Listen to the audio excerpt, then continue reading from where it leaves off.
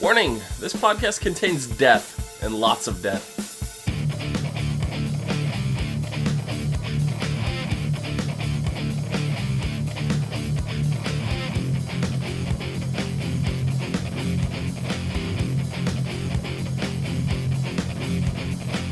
What's up, everyone, and welcome to the ASOTV podcast for Gotham, Season 3, Episodes 21 and 22, Destiny Calling and Heavydirtysoul.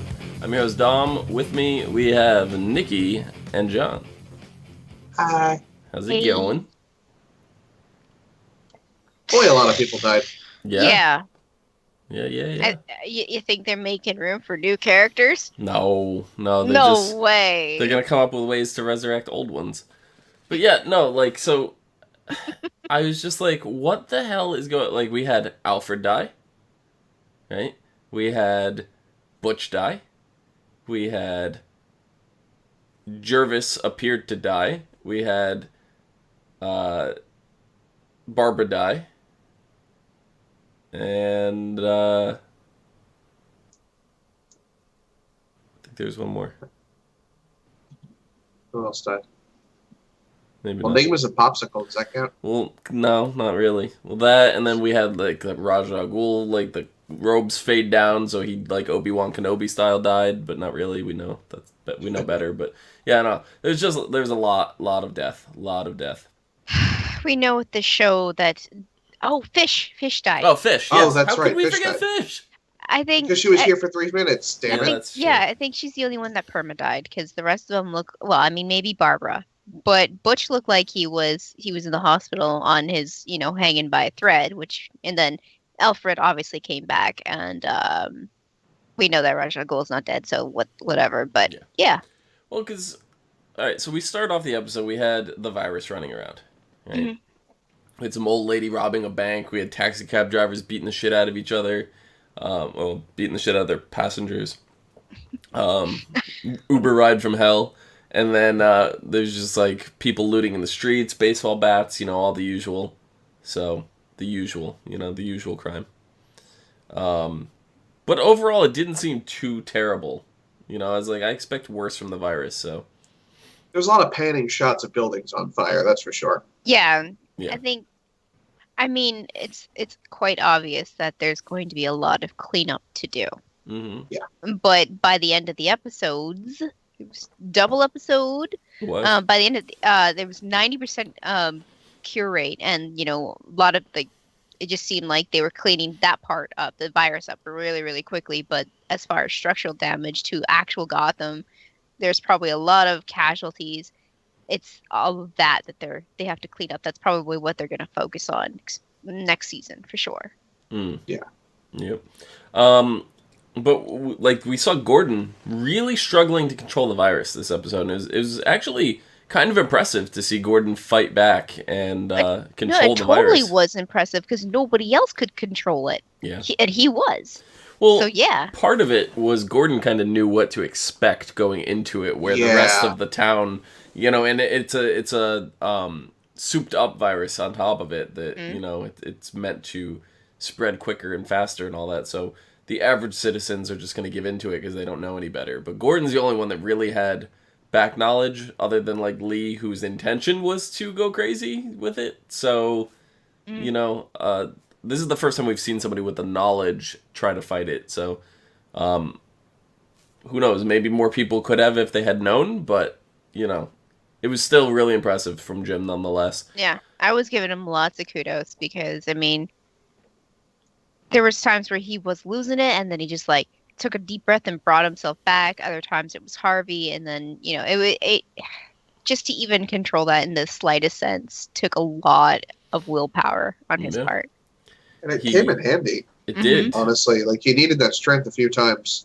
Yeah. So yeah, watching him beat the crap out of the League of Assassins was actually kind of fantastic. For a moment, I was going, Jim, how? And then I was like, oh yeah, he has the virus. Okay, right. I'm okay.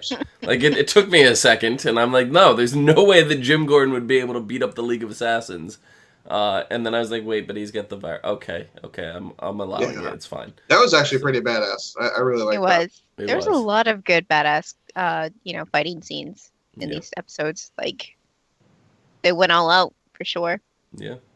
I mean, but like you even saw Lee calling Jim up and like taunting him to crack, and he was still able to suppress it through all that. Like after Jervis is going to tell him, one more time, you do this, and it's going to take you over, and he did it like 3 more times.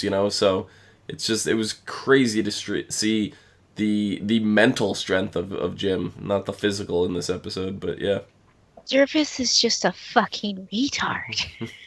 I mean, he has no idea what this particular virus is capable of. He thinks he does, but he has no idea. Yeah. Yeah. It's kind of crazy. I mean, like, because we saw Fish Mooney, right? And she was trying to find Hugo Strange before the cops did, before Jim and Harvey did. Mm-hmm. Because she wants the virus for herself. And that's when Gordon tried to stop her, and Freeze intercepted. Jim, quick thinking, jumped up, grabbed a pipe, and froze a wall between them to keep them from getting frozen. Mm-hmm. And that's when Hugo Strange gets brought back to their hideout, whatever, and we find out the Penguin's actually working with Fish, and I was not expecting this after, especially on the previously on Gotham, and it shows Penguin killing Fish Mooney twice. Right. And there was, I was like, because they did also do like on the previous on Gotham where, she catches him outside the truck after the breakout of Indian Hill, and she touches him, and you see the power, like, and like the manipulation thing, and he falls asleep. Mm-hmm. She did the same thing to him last episode.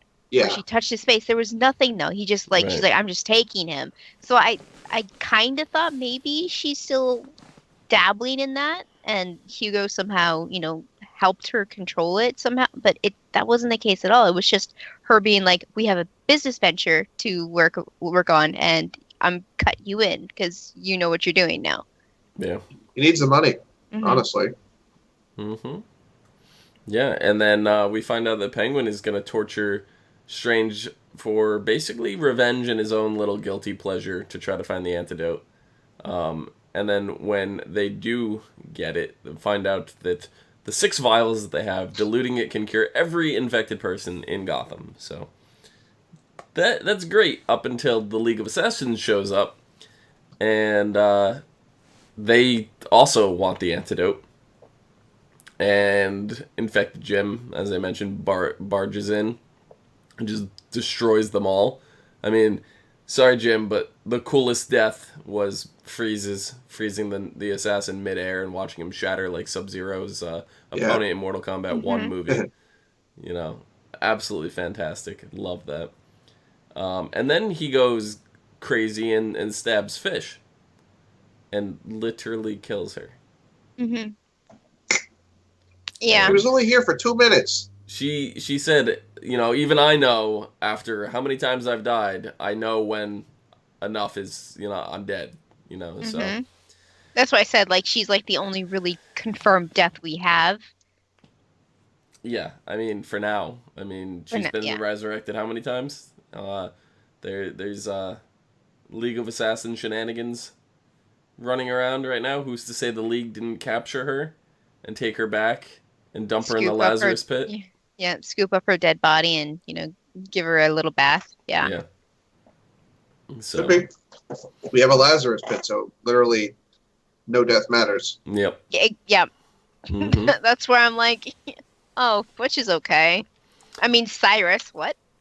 Yeah, I mean, we'll get to that in a bit. That's really exciting. But Bruce, we saw Bruce in custody with Alfred questioning him, and I'm sitting there going, no, Alfred, do not question Bruce. Get the hell out of there. Get out, because Alfred's just going to beat the shit out of him.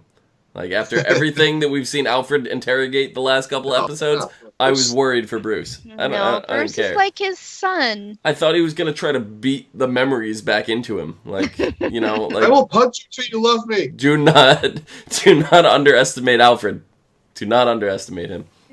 But Bruce, the entire time, was still sticking up for the shaman, thinking that he got vengeance for his parents' murder, which definitely didn't happen.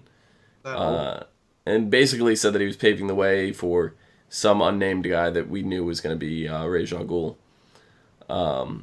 So Alfred tries to win Bruce back, tells him how much he loves him, and it seems to be working.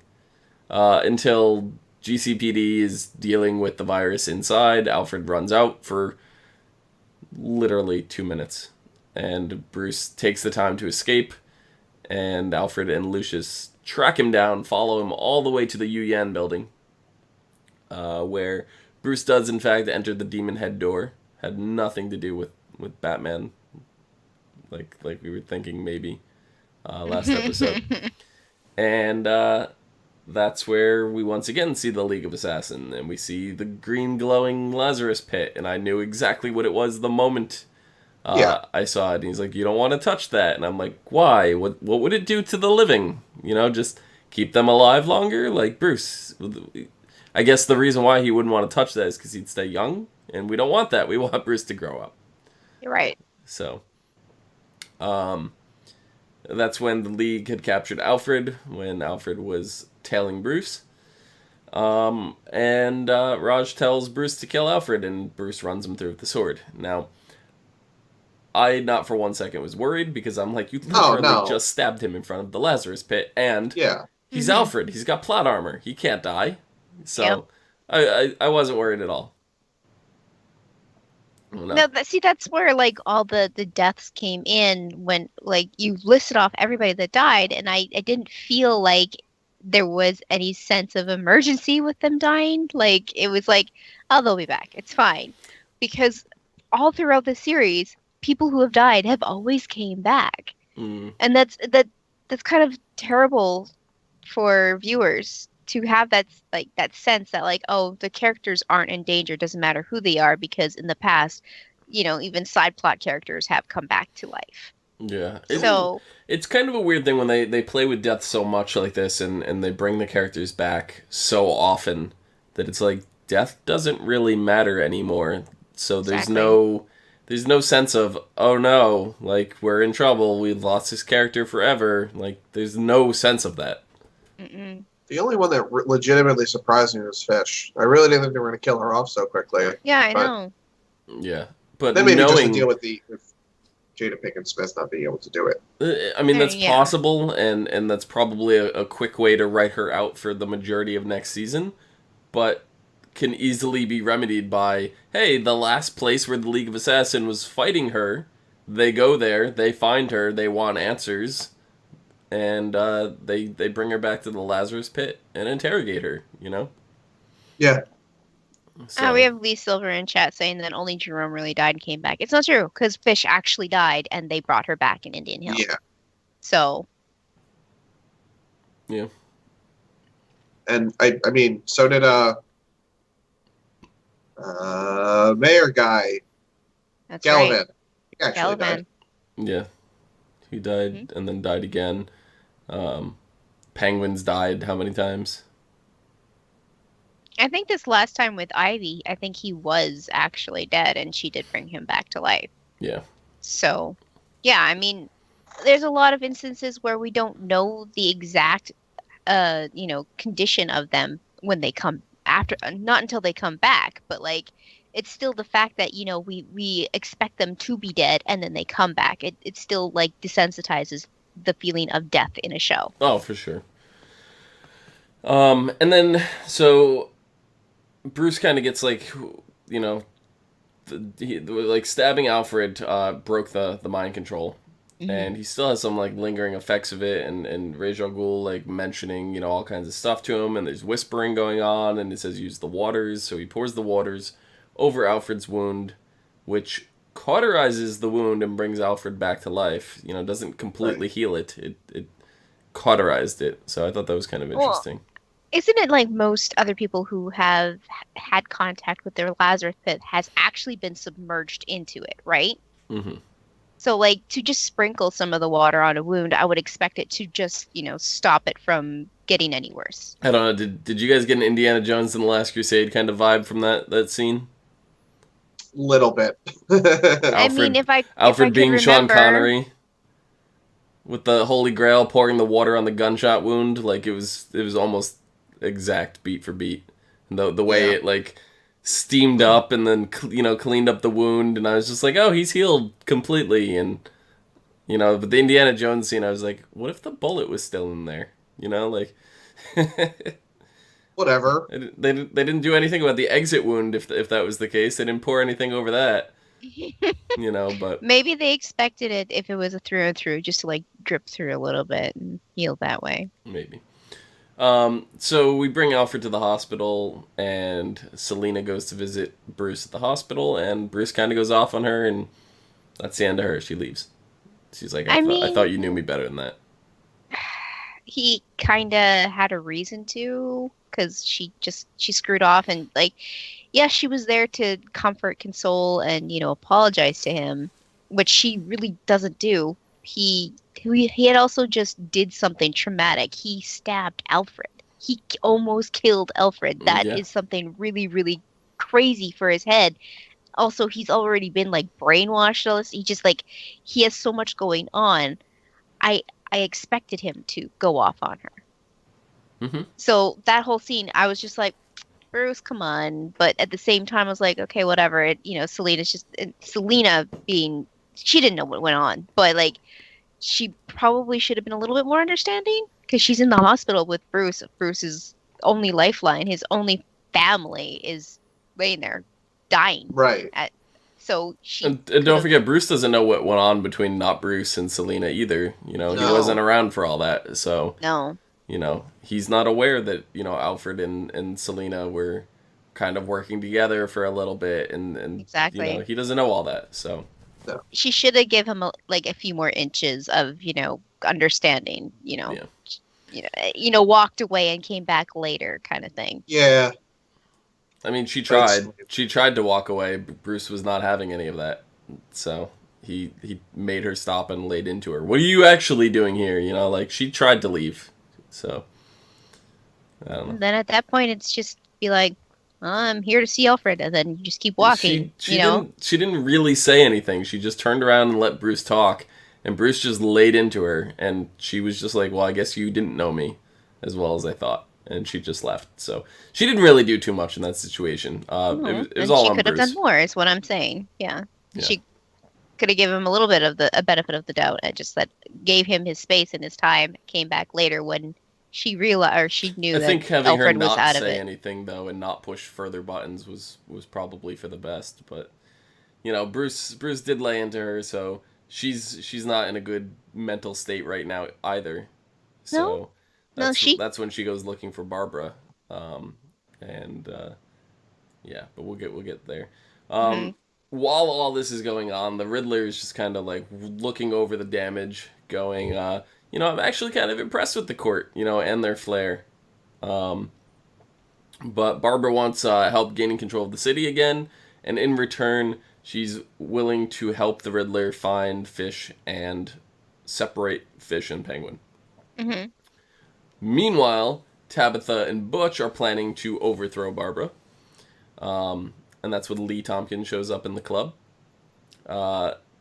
Beat the crap out of the quote-unquote shoeshine boy. That was pretty funny. I mean, seriously, Butch. She's talking shit to you. Mm-hmm. There has to be something up. Think a little bit. Think. But he didn't think, and he got his ass whooped. As soon as he saw the eyes, that's when he backed up, and it was too late at that point. Yeah, well, I mean, it's over, man. I mean, he knows of Lee Tompkins enough to know that she doesn't talk shit.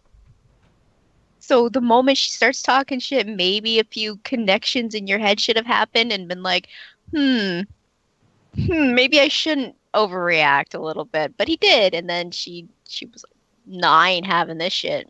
Mm-hmm. Wow. I loved, you know what? Lee, later on with the infection, not the stuff with Gordon, but when she dealt with other people, I liked her character. Yeah. Infected. Yeah. When she dealt with Gordon, I wanted to just... Vomit in your mouth? Yes. Vomit all over everything. Not even in my mouth. I wanted to just... Projectile? Yeah. Ugh. exorcist No. possession. No, absolutely not. It was just, I don't know.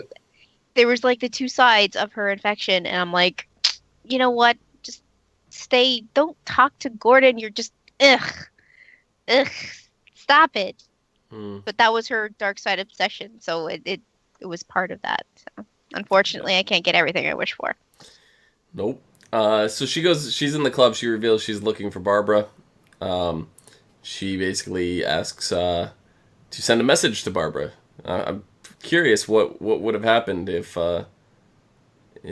she met Barbara. Do you think she would have beat the shit out of her, or do you think they would have aligned? I don't think they would have aligned, but I'm pretty sure she would have actually just ripped her head off. Maybe. I kind of feel like there would have been like a really interesting exchange of sarcastic words back and forth, and it would have been left at like, ha, I win, and then Lee would have walked away, rubbing it in Barbara's face that she actually has Gordon now. I would have loved to see some interaction between them, but unfortunately we didn't get that. That was it. Like the whole setup was there, like having Lee go to the club and looking for her, and I was totally expecting some kind of showdown between them, and we didn't get it. Instead, we cut from that scene to having Barbara and Riddler tell Butch and Tabitha to kidnap Jervis Tetch, and they do so. They tie him to a chair, and that's when Gordon starts, basically he wants to look for Lee. Right, and he, she calls, whatever, and finds out that Gordon finds out she's leaving Gotham. So she wants Jim to go. Jim just wants to save Lee. He's still got the presence of mind, even with the virus, that he wants to save Lee. So he concocts this scheme, and he calls the Riddler. And then tries to cut a deal with him. And we see him listening with Butch and Tabitha in the room. And then next thing you know, both Nigma and Jervis are gone. Mm-hmm. I was like, oh, this is what Jim was setting up. Then we cut right from that to Jim with the Penguin. And I was like, oh, this is the deal. Jervis for Penguin. And as Harvey put it, this is a high-stakes prison swap. Mm-hmm. So they go to hand Penguin over to the Riddler in exchange for Tetch. And that is when Barbara, Butch, and Tabitha show up. And Nigma takes the grenade that was around Jervis's neck and tosses it at them so they could kind of escape. And in the fray, the Penguin clocks Riddler over the back of the head, takes off with him. And I'm sitting there this whole time going, Nigma's going to get the upper hand. He's going to do this. And we see, he pulled out a pin from the back seat. And I'm just like, what the hell was that pin doing there? Like, didn't make any sense to me whatsoever. But I was like, whatever. Maybe it was in his back pocket and it slipped into the back seat somehow and he knew about it. I don't know. Wasn't really questioning it too much at the time, other than it seemed odd, but I kind of went away from it immediately. And we see the Riddler freeing himself, overpowering Penguin, bringing him to the dock, exactly where he killed him the first time around. Killed? Well, he did kill him. Ivy revived him. Yeah, I know. But goes to shoot him, only we find out that Penguin had the foresight to remove the bullets from the gun, make it seem like Nigma had the upper hand. The pin that was in the back was actually Penguin's tie clip. Mm-hmm. And Penguin had also called Freeze and Ivy. Yep. For backup. So Penguin outsmarted the Riddler. Do you believe that? Do you believe that? The Riddler got outsmarted. Yes, I absolutely do. See, the Riddler is unpredictable when he's not obsessing. But because he was obsessing over killing Penguin, Penguin said it right. He's like, you wanted to kill me a certain way from the very beginning. And you tried, you kept to it. And that's how I knew what you were going to do. Mm. So I was sitting there like, haven't you learned anything, Nigma? It's like, for a smart guy, he's really dumb. And I think Penguin said it, like, but not like that. It wasn't as simple put as that. It was a little bit more. There was a lot. There's bigger words, but I think for a smart guy, you're really dumb. Yeah. Make the point. Yeah. He read them like a book. And I was like really happy with that. Yeah. I was like, I think a lot of it too is just Nigma is so focused on killing Penguin, like blind rage, like yeah, he's not really thinking. Yeah. So I mean, he's got a lot of time to think now because it is revealed that Freeze, in fact, put him on ice, literally, and he's gonna be the centerpiece of Penguin's club, his new club, the Iceberg Lounge that we're finally getting.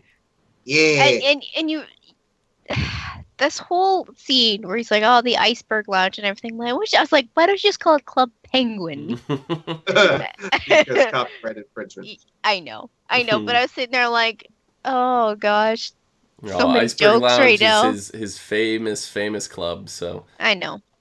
I'm glad we're getting that because I'm sitting there going, what centerpiece attraction is he talking about? I was like, is he just gonna have like a penguin, thing in the middle? Like there's gonna be penguins running around, and I was like, oh no, it's Nigma. Okay. Mm-hmm. So, but during the gunfight with Butch, Tabitha, and Barbara, we have Lee, Jim, and Jervis. Jim, Harvey. And Jervis, sorry. Yeah. Trying to escape, and you have Tech in Gordon's ear, trying to convince him to give in to the virus. It's the only way to escape. And that's when Jim appearingly murders Jervis. And they slit his neck, but he did duct tape it. Yeah. So in foresight, seeing they filled a mason jar up. They slit his neck open, filled a mason jar full of his blood, and then duct taped his neck shut. Yep. I mean, brutal but effective. It is, and the whole time I'm sitting there, I'm like, Harvey is probably freaking out right now. You just slit this guy's wrist, or his neck, and you're draining blood into a mason jar. He's probably flipping out. But when we see him get back to the GCPD, he's just like, haven't you ever seen a mason jar full of blood before? I'm like, stop asking questions. I'm like, you probably just shit your pants before that point, because you could already see he was having a rough day. I mean, I felt like Harvey was the guy who's trying to manage a really, really, really drunk friend for a whole night. Yeah. That's just look, I know I didn't mean to have him puke on your drapes. I just need you to go with this for 5 seconds. I'm sorry. Well, you even see Harvey says something to Jim about, I don't know how long I can there's going to be one day where I don't continue to go with this. So, Harvey realizes enough is enough too. So, he kind of didn't have a choice in the situation but to go with it. So, I could see a stronger, more, I'm not dealing with this bullshit Harvey next season. So, I'm hoping that's what we get out of Mr. Bullock. But I don't want to see him go strict military bootstrap kind of deal. I love his humor, I just mean strict as in he's not going to just blindly follow Gordon in whatever Gordon wants to do when it's not right, After all of this crap going down, I think he's not going to be acting captain anymore. He is going to be captain. Yeah, he is, because Jim calls him captain at the end. Yeah. So I mean, he's going to have to step it up and be like, well, I can't go out in the field with you because I have this desk work to do, It's going to be a different dynamic for sure. Yeah. But back at the GCPD, the virus is kind of taking over Jim. They make a quick single antidote shot, whatever, for Gordon to take. He refuses to take it because it's only one. He wants another one. They don't have enough time to make the big one's going to take an hour or two, they said. And so Jim snatches it out of the hand, breaks the guy's hand, literally, and runs off with it. We're going to give it to Lee, not himself. It's when Lee stops him, knows exactly what he's doing, And Jim just gives into the darkness finally. He just lets it go. And then later on they go to escape on the train. That's when Harvey shows up and passes off his badge to him. This whole scene was all too familiar for me because I take those train rails often. The Gotham City Police Department train rails you take often? No, it was obviously recorded somewhere in New York City that we call Grand Central Station. Okay, all right, we got this down. Yeah. But on the signs that hang across like the platform, it had Joker writing. It said ha ha ha ha on it. It was like, oh, I missed that. Yeah, it was there. Man, black on the black signs, white paint, chalk or something. Ha ha ha ha. So, like we're still seeing these little like throwbacks to Jerome. Yeah. So like, I don't know if that's that people like they're hinting like, hey, guess what? He's still like his influence is still really really there, or if they just didn't bother cleaning shit up from before. Yeah, don't know. I think it's still some lingering effects, and especially with the virus involved as well. Oh yeah, definitely. But yeah, no. While Jim was beating the shit out of Harvey playing Pong with his body between two trains, Harvey was able to pass off Jim's badge to him, which had 2 more doses of the antidote in it, and you see Jim in the train looking at his badge, and sticks Harvey with one, or not Harvey, Lee with one, and then himself, and their story kind of ends, with that. I thought that whole scene was pretty convenient, especially for Gordon at that point, because sitting on a train, like, and they ask you for your tickets, you just kind of hand it to them as you're sitting there. Lee stands up, turns around, shuffles through her bag, and slowly takes out the tickets. Like, there was just so much time for him to like ponder over his badge and be like, "Oh, look, there's 2 antidotes there." The way I've experienced, it's just quick, like punch, and then you're done. So like it just felt really drawn out the way Lee was just like standing up and turning around, being all prancy about it.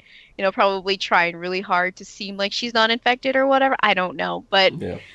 It seemed really convenient for Gordon at that point. Like he had a lot of time to ponder his decision. It was very put on.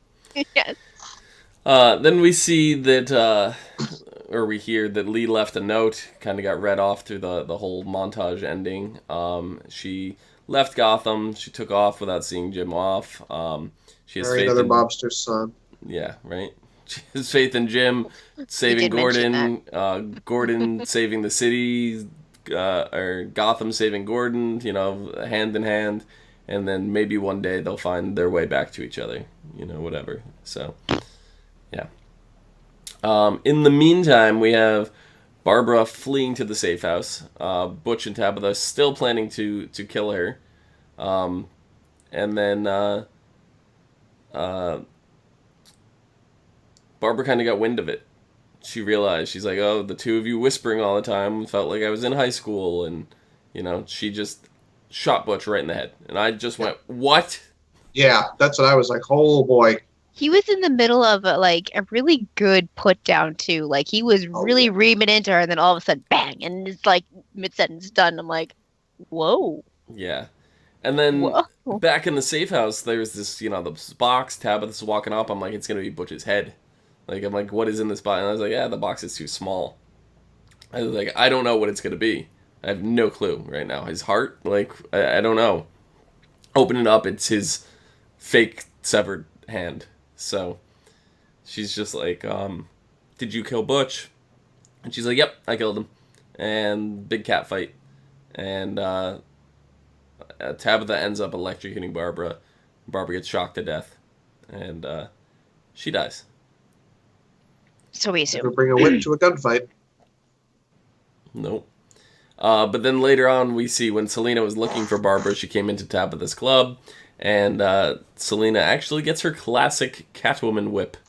Yeah. So who better to mentor Catwoman than the Tigress? That's kind of true. Yeah. I like that. So I'm excited the Catwoman's got her whip because she knows how to use it right off the bat. Like we see that, and I'm just like, oh, this is perfect. You know, all this time the whip has been right in front of our noses, and I never once suspected that that's how she was getting her whip. Neither did I. Yeah. So. No, I like that scene because Tabitha was so impressed. She's just like, yeah, I found my new partner. Let's go. Yeah. Oh, yeah. And then when we get the montage over Lee's note and everything, we revealed that the Tetch antidote has a 90% cure rate, which has been given to the entire city. So I'm wondering what that 10%, like that's going to have lingering effects, I think. Like, are they not cured at all? What it seems. Are they half cured? That's what it seems. That 90% cure rate means it didn't work for 10% of the people. Right. So I feel like that's still going to be something that is taking over and maybe is going to influence the Bane venom, you know, for more. Because we got a little bit of Bane in season 1, and we really haven't seen it again. So I'm hoping that maybe this is going to lead us in that direction. Maybe a team up with Bane and Ivy as well. That would be kind of cool. And then it's revealed Butch is in the hospital. He's kind of sort of alive. They have him hooked up. The doctors are talking. And they reveal Butch's real name that he changed at some point is Cyrus Gold. And I was just talking about this on our Arrow podcast, how they kind of set up the character Cyrus Gold and back in like season 2. And they didn't go anywhere with it. It just kind of dropped off and is like very kind of disappointing. And I really stressed how I wanted Cyrus Gold to be introduced at some point and to be really cool. And then here we are, Gotham, and we find out that Butch is in fact actually Cyrus Gold. Now I know John knows who Cyrus Gold is, but Nikki, Cyrus Gold is also better known as Solomon Grundy. Yeah. Right? No way. Solomon Grundy is a basically supercharged zombie. Yeah. So that makes sense. He got shot in the head. His brain's a little jumbled right now. Yeah. So I'm really, really excited for Zombie Butch. I think this is going to be fantastic going into next season with. I was so upset when she shot Butch in the head, and I was like, I'm not even thinking Lazarus Pit, anything at that point, because they're not going to use the Lazarus Pit on Butch, let's be real, you know, like, he was nowhere near it, there's no reason to, you know, maybe Tabitha would go hunt it down and do whatever. It seemed like a stretch. So, I was just like, he's gone. Yeah, I would have, you know, more or less went the route of Azrael again, as far as Butch, because of Tabitha having that connection with Galavan and everything, but like I didn't expect to see him again the rest of the episode. I thought he was dead. Nope. A shot in the head. I mean, that usually does people in. Yeah. So as soon as they mentioned Cyrus Gold, I was super, super excited, and I can't wait now for next season. Like I'm more looking forward to Butch than anything, and Solomon Grundy's huge villain in Batman. So, not just Batman, but the DC universe in general. Like you see him across all the comics, really. So excited for that. And then very, very end of the episode, we see what John has been wanting and predicting. We've all kind of said that this is going to happen, going off of what John said is like, you know, maybe a hoodie or whatever. But they gave him what kind of jacket? A trench coat with, you know, with shoulder pads to make him a little bit more bulky. Yeah. Which I saw right away. I was like, damn, they have shoulder pads in that jacket right now. It looks really funny. Like 80s style. But yeah, it was very satisfactory because it's something that not all of us called, but we all kind of agreed upon that was where they were heading. So it was really cool. And the scene where he actually beats up the thugs, I was like it's the same. It's like mirroring what happened to him. Right. And I saw the girl. I saw it happen. I saw the girl. I'm like, wait, Batgirl? What is going? What? No, they can't do that now. What? But it's all good. Yeah, I was really happy with that. So now we'll have someone besides Jim to follow, like stopping crime. Yeah. Mm-hmm. Well, also, too, now that Lee's gone and Barbara's gone, it allows Jim to focus a little bit more on the police station and becoming a cop and doing real cop things instead of, So he side can plot eventually love-hate become stories. the commissioner, because that's what we know him as from all the other stories. Right. Like this is probably what sets him definitely on that path, so that it's gonna happen. But I mean, what do you think's going to happen to make him be captain instead of Harvey? Because he has to hit captain first. I don't. I think Harvey's gonna get at one Like point. demoted, or maybe just not want to do it anymore. No, I think he's gonna get killed. No. Every writer is trying to do a George R.R. Martin to they're trying to do these things to the viewers because that's what if Harvey gets promoted to commissioner and Jim takes up captain, and then he at some point Harvey retires and then Jim takes Harvey's already expressed an interest in not doing this anymore. Like, did we not see him be a bartender a little while ago? And Jim had to convince him to come back? Like, he was already out. Like, those feelings don't just go away, when it's the same shit over and over again and the police station is destroyed every other week. Harvey also had one of those girlfriends that doesn't like when their partners work in any kind of force where they can get hurt. So he took that step back. I don't think so. I don't know. But he might want to be. He was a bartender who was also cutting back on drinking. So that was also another influence from the girl. We know from this episode, he's like, Gordon goes, it's noon. We're not going to get, he's like, let's go get a drink. And Gordon's like, oh, well, it's noon. He's like, I didn't say what time it was. I said, let's go get a drink. Yeah. So we know he's not at that level anymore where he's cutting back. I mean, I was just gonna say it's been a rough time recently, so I mean I don't blame him. Mm-hmm. Yeah. Oh, I'm actually more excited for the next season of Gotham than I've been ever for Gotham. And I've been pretty excited going into seasons, but this one, just Solomon Grundy, just has me way, way, way, way, way too excited. League of Assassins, Ra's al Ghul, however you pronounce it. I've heard it both ways. Mm-hmm. The more recent pronunciation is Ra's al Ghul. Yeah. But I want to know about these symptoms, or what's going to happen to Alfred after being touched by the Lazarus pit. What's going to happen to him? That is something that you deal with the Lazarus pit a lot. I mean, without spoiling too much, we've seen it because it is a different show and technically a different universe, a different franchise, so you may not watch it. We've seen it on the DC Arrow Flash Legends of Tomorrow verse, Supergirl verse, whatever. We've seen it used there. We've seen the effects. One of the characters in which it was used over there had some lingering effects that lasted, but that character was also dead for a very long time. Alfred literally died moments before the pit. I think the effects on Alfred are going to be minimal, but I don't think he's going to get off completely free of them either. I think he's going to have very, very little lingering effects, but I don't think it's going to be anything major. And he wasn't submerged in it. Yeah, no, that's what I mean. Like, he's been touched. He wasn't he didn't take a bath in it. Yeah. Right? Yeah. So is his wound just going to be because that's basically the only thing that was touched by the pit was his wound. So is his wound going to be funky? Is shit going to start oozing out of it, or is he going to need to, get it treated every once in a while with Lazarus juice or something? No, he had tropical medical treatment following it. They said it basically acted as a cauterization. So I don't think there's going to be any lingering long-term effects. If anything, it's going to be short-term. It's going to be very, very minor plot, if at all. But yeah, it's going to be a different story for maybe Fish, who actually died. I mean, died the exact same way as Alfred, but Fish dead for a bit longer, than Alfred.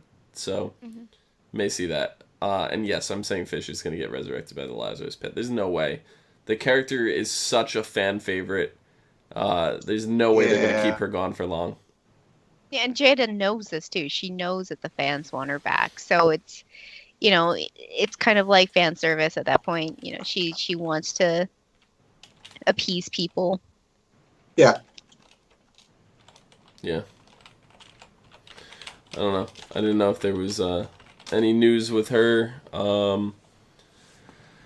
But yeah, I don't know. I don't see anything. So, season 4 promo teases new villains, new secrets. So yeah, they said something happens in the very last scene in season 3 for Bruce. He makes a decision. That decision will influence what he does. I don't know what's happening in season 4 yet. I hadn't had a script or talked to the writers about what's going to happen, but where I see it going is somewhere I've wanted it to see it going for a very long time. You'll see what I mean. Bruce is going to be very busy taking on this new role that he assumes at the end of season 3, and I think it's going to be pretty cool. So that was a quote from the young David Mazouz, who plays the young Bruce Wayne. Mm-hmm. So, I mean, we at least have him for a couple more seasons because of that whole age thing. I don't think they're getting rid of him at all. No, they're just going to keep doing time jumps. There's that, but there's also the point where he might want to pursue other things because a young adult usually wants to go to school when they hit that age. So he's 16 right now. So we got a couple years before he gets into that college age. So I don't know, use him as much as we can now, I guess, because he might want to go to college or he might want to start doing Broadway. There's a lot of young actors who actually do that. So yeah, I mean it's possible, but usually for a series, especially a series like this, you're not going to expect them to go much past the 7-8 year mark. If they get to season 9, that's kind of impressive. So assume we have 4 more years for Gotham. That puts us at season 7. So okay, yeah, it's pushing it. It's pushing it, yeah. So I don't expect the series to go on that long. I mean, it definitely could. And there are series out there I thought were canceled years ago, and they're still going. So yeah, and if so, you can always take Bruce out of the equation, and we could have an entire season without Batman, whatever, and the actor goes away and isn't able to do whatever he wants to go to school. The show is called Gotham. It's not called Batman. So they could literally make Bruce go away. He's in training. We don't hear or see from him for a long time. They continue the show without him for a bit, and then bring him back for the final episode, and he dons the Batman, cowl and cape and all that, and yeah, they could do it. So we're not in any worry, no matter what he wants to do. We're not going to lose him as Batman or Bruce or anything like that, and if he does go to school, we're not going to lose the show, kind of deal. They'll work something out. So I think that about does it, unless you guys have anything else that you want to spout off your excitements for season 4 about. I don't know. I mean, were you surprised when Barbara got fried? I was elated. Elated. Yeah, a little bit. I mean, like I said, I think I think it'll be nice to actually let Tabitha develop into someone besides a sidekick. It'll be cool to have her be the head honcho for a little while and guiding Selina. Yeah, that was one of the most intriguing parts, was just when Tabitha and Selina actually had that time to connect a little bit. It solidified that we're gonna get Catwoman, and it's because we have this assassin from, she's been trained. Yeah. She's been trained. She was a sniper when we first saw her. She came in with a big old sniper rifle. So she does have the moves, and she definitely can mentor Selina. Absolutely. So. Yeah, I can't wait for that. But the only thing that's weirding me out is that they're changing the night that this airs to Thursday and not Monday. That makes me sad. For next season? Yeah. It's a Thursday night show. Which I don't know. I mean, you guys probably know better than I do. Is that a bad sign or? No. Typically, the what is referred to as Friday is the Friday night death slot. So when things get moved to Friday, that's when things get really bad. But recent years, like the last 2 years, it hasn't mattered as much because DVR recordings are on the rise. So a lot of people don't watch live TV anymore. And in doing so, ratings had to adjust. Yeah. So, and a lot of networks have actually started to develop streaming services on the web, so it's even more accessible for people. So yeah, so it's not about the primetime slots anymore, and it's more about the sheer viewers and stuff like that across multiple platforms. So you'll get the viewers, that are watching on something like, Hulu, like an outside platform. Then you'll have something, whatever, who's watching live, who's watching the DVR recordings, and who's watching on their own personal streaming services, and they kind of tally all those ratings up to see if they're worth it. Right. They also kind of now factor in the show's value on services like Netflix that appear afterwards, stuff like that, because you get like long-term series and stuff that are running, like Supernatural. It's on the CW that's going on. We're going into season 13 with that show, and the show may not do well in the live ratings, but between the new people just finding the show now on Netflix, and you think that's like insane that a show that's been going on for 13 years that people are just finding it now and stuff like that. But there's always more people, there's younger kids that start finding it. Yeah, younger generations, yeah. So, like, you always have that. Then they have, like, conventions, which Gotham doesn't really do. Not to this degree, anyway. Like, the actors will go, but they don't have their own dedicated convention. That like Supernatural does. They have their own crazy convention. And with all that kind of stuff, you take the Netflix stuff going in, the conventions, how much money that the network makes from the conventions, all that stuff. They literally don't need to worry about the funding for the show because everything else makes up for it. That they could have 0 people watching the new live show that they're putting out, literally 0 people, and still be able to go for another 5 or 6 seasons and live off the money that they're getting from, Netflix and conventions and that kind of stuff. So, the ratings don't matter as much as they did, but certain networks, ABC, are a little, too tight on the old school method. Yeah. And they, as soon as the numbers start slipping, they're quick to axe the program. So. Okay, good. Well, that was my big concern, but thank you for explaining that. Yep. So, I was looking up what exactly happened with Jerome. Like, I don't remember anymore. Is he still alive out there somewhere?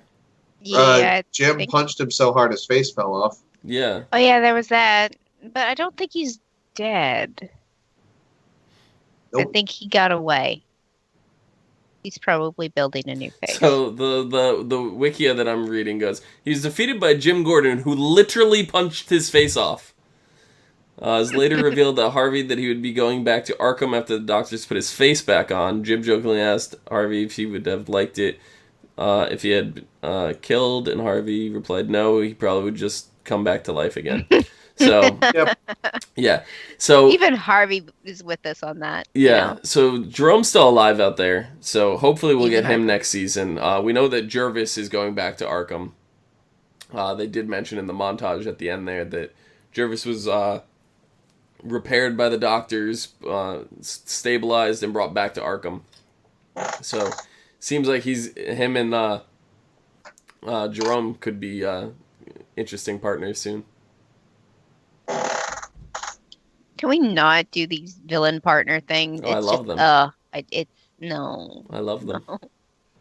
I can't wait to see Riddler on ice in the middle of the Iceberg Lounge. I just pictured him on skates, like. You said that. I was like, oh, right, yeah, he got frozen. Never mind. Doing a triple cell cow in the middle of the... Yeah, man. Yeah. Mm-hmm. Yep. Yeah, that'd be cool. So I think that about does it. Nikki, where can people find you? You can find me on Twitter at LadyVenom24, LadyVenom24. Awesome. John, where can people find you? You can find me at No More on Twitter. Awesome. You can find me down below at Phenomenon, PHENOMEDOM. And you can find us all on Facebook, Gmail, G+, Twitter, and right here on YouTube at /ASOTV podcast for some more podcasts for some of your favorite TV shows, games, and movies. Until next season. See you guys later. It'll be a long time till fall.